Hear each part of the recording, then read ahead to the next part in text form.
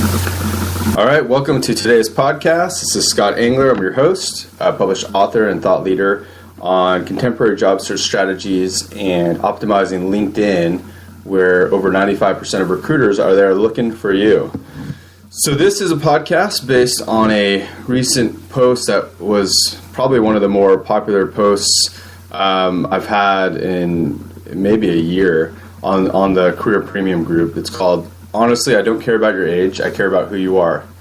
And it was interesting because I just really I felt inspired to just write this post, and I didn't really give too much thought into it. But I guess that's not entirely true. I'll back up to why this post came about was over the last month or so in particular, I really have seen that the majority of my clients are of between like 45 to 65 years old. And as I was catering my content more, because I noticed that age discrimination kept being really this big topic and issue with a lot of people in the group. And as I was, posting about it, I was like, wow, I don't really see the same things that, they're seeing. I mean, I understand that age discrimination is a thing that people are experiencing for sure, but just as far as like people's insecurities about their age. And so what I observed, what was interesting is when I started posting about these age-related topics on the issues of job searching, I noticed people were really, a lot of people were super inspired and had all these great things, and I got tons of loving messages on LinkedIn, which was awesome and great to see. And then there's a lot of people that were like very adamant about how old baby boomers were, what the criteria was for baby boomers. And it dawned upon me, well, a few things dawned upon me. The first is that people were making a really big deal about their age and what age requirements were for something, and it just became this like obsession type of thing. And the second thing, as I thought about it more, I'm like, well, most of my clients are probably between 45 to 65 years old. And then when I was like thinking about it more and my experiences, I was like, you know what? I can't say that I've ever asked one of my clients their age before. And the reason why is because it doesn't matter to me at all. And so that's where this post kind of came from, was that I don't know if every single one of my clients that I've had in the last year has been a baby boomer, because I haven't asked them. And some of my clients will volunteer that information, but the point is that I have had clients that will volunteer their age to me, and I know that some of them are in their 40s, and they have the same types of feelings and insecurities as people do in their 60s or even their 70s or even their 80s. And so that's really where this post was coming from. So just to clarify, when I had a friend that used to say something, and I think it really applies here, is that it's not a big deal unless you make it a big deal.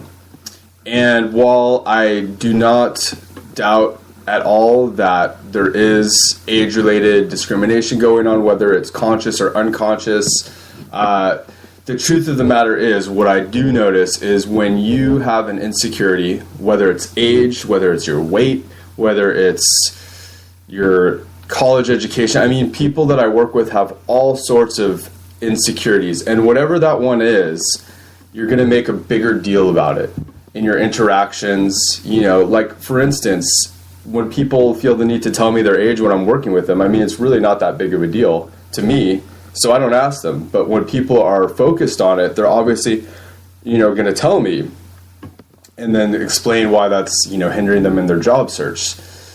So what the point is that if you could focus on who you are and what makes you great, it will really lessen that insecurity of the age thing. And my challenge, if you're listening to this, is think about your age thing and how big of a deal you're making it in your interactions. Are you saying something to your friends? Like, how often do you talk about it? How often are you trying to avoid it or thinking about it? just as an experiment. Like, you don't have to necessarily change anything. Just start looking at how much you think about your age in relation to your job search, whether you're afraid that the recruiter's seeing your profile and your picture that you look a certain age, or just even on the phone that you're worried that they're going to be able to tell that you're old or something like in your mind, and that they're not going to bring you in for the interview. Just start to observe how often you really think about it. And then my challenge is to you, just try to run the risk of thinking maybe they're not so concerned with this. No one's saying it directly to me. Perhaps I'm the one that's making a bigger issue out of it, and they're not.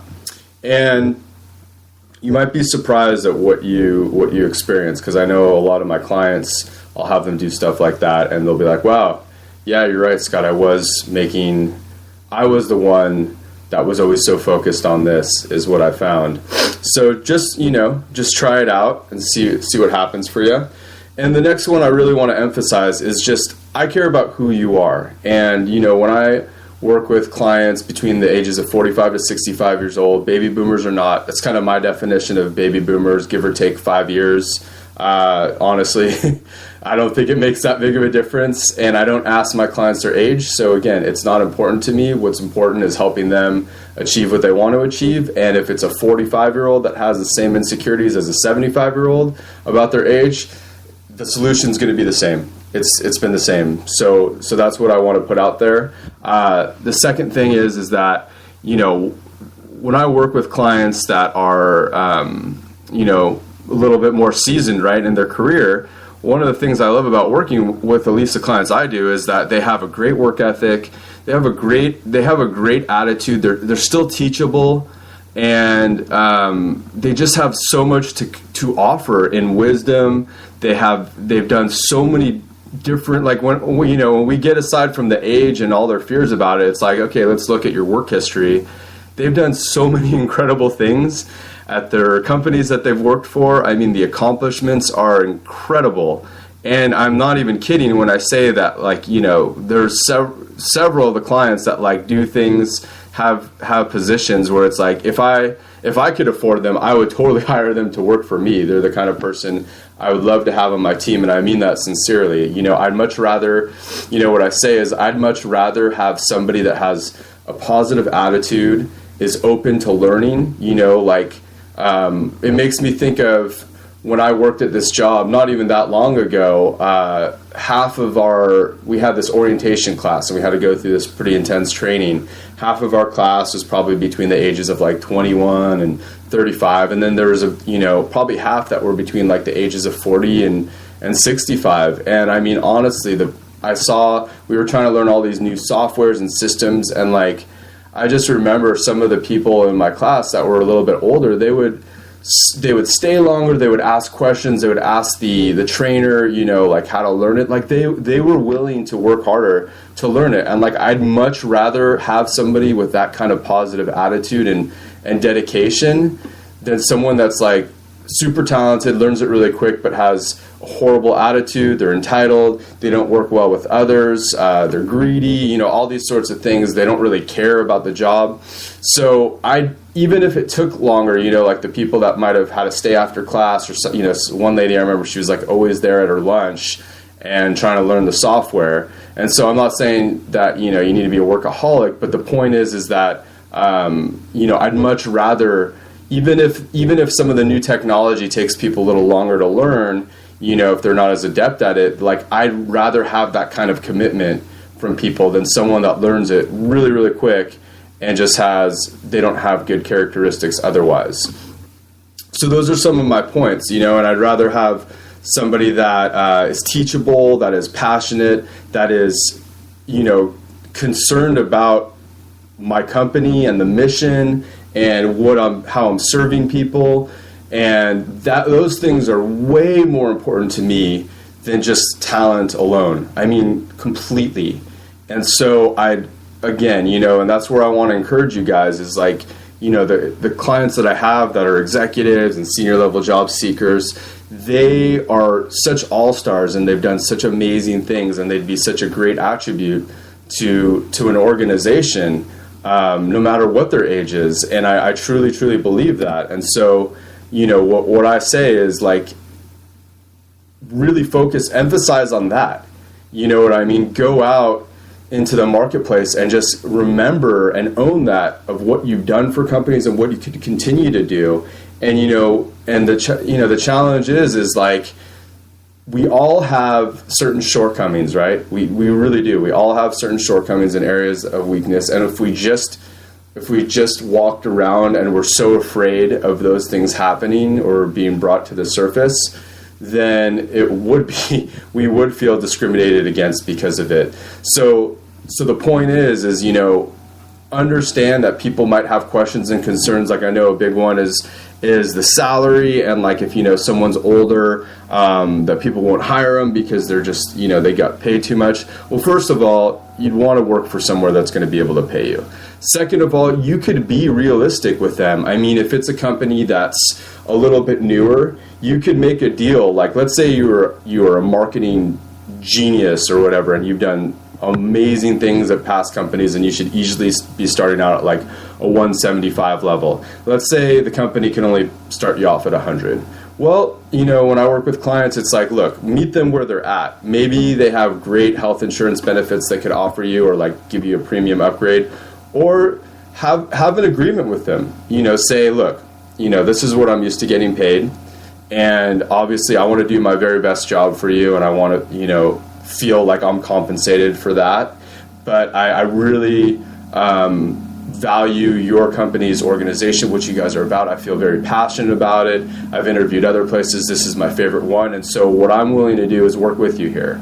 Let's say that, we agree to start me off at $100,000, but we will circle back here at the end of the next quarter, because I am confident, given my track record or whatever, that I could actually increase, profits by 200% by the next quarter due to my skills in marketing and, being able to help your team also get better results too. So could we agree that if I, am able to deliver, like meet this expectation by this time, that,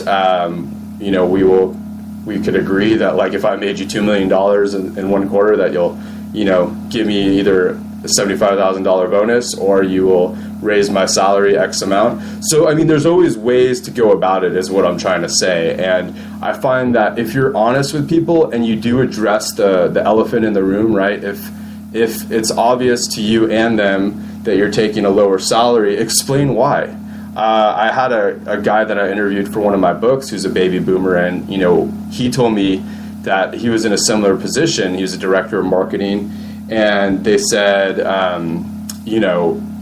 sir, you're way overqualified for this job, or something like that in an interview based on your credentials. He's like, I know I am. He's like, truthfully, I just really like this company and I want to work full time. I'm sick of getting intermittent gigs as a freelancer. And he's like, and look at it this way, like, I'd be happier just working and be making more money than I am right now. And because of my wealth of experience, and position, I'd be happy to take extra time to train your interns in marketing as well. And he said, as soon as he said that, like, the hiring manager's eyes like lit up, and he got the job, And so, I mean, the guy, he didn't deny it. He didn't argue with it. He just went with it. And he said, yeah, I get it. He's like, but here's the reality for me right now. He's like, I'm making less than that, doing what I'm doing because it's sporadic. And this would be better for me. I'm not done. I still want to work. And, he said, look, I have something else to offer that a younger person can't. I have experience. I have mentoring experience. I've, mentored teams and run teams before. And I'm willing to mentor, your interns for free, on the side or whatever. We could contract time. But, he was willing to do what other people weren't. And so that's what I want to, inspire you guys with today is like, look, lead with your strengths, lead with the things that you're good at. Be prepared, for those questions that they're going to ask you, that they keep asking you, and work through them. And that's why, I do mock interviews with my clients, so they could not get so hung up on a certain question, because some of those questions are valid. You just have to look at it from their side too. It's a valid concern. If I'm hiring you for $50,000 and at your last job you're getting $150,000, I know that you're going to bail, as soon as you get an offer that's higher, and that's just and then why would I want to hire you if I'm looking for longevity in my company? I mean, especially at a director management type of position, I want someone that's going to be there long term and really have a good foundation with my team. So it's really, you have to understand where they're coming from too.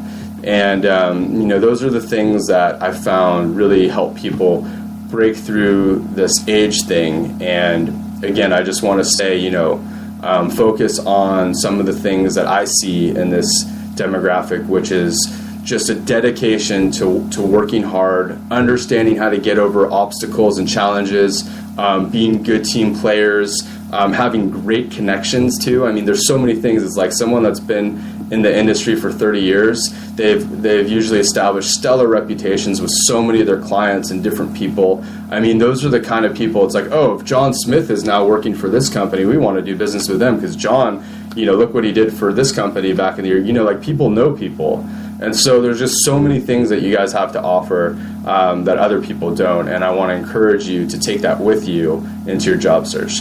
So that's all I got today. And remember, the path to experiencing different results first starts with asking different questions and taking different actions one step at a time.